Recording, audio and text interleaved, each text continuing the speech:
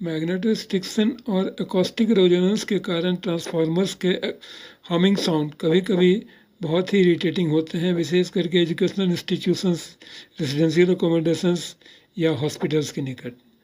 इसे दूर करने के बहुत सारे उपाय हैं। हम इस वीडियो में प्रॉपर प्लिंथ की चर्चा करेंगे।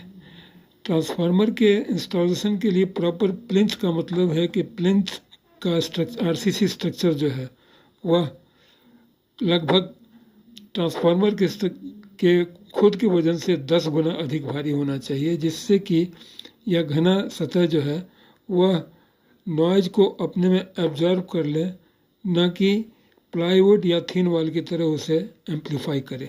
यह कुछ इस तरह का हो सकता है, या ऐसा या ऐसा, या इस तरह का या इस तरह का।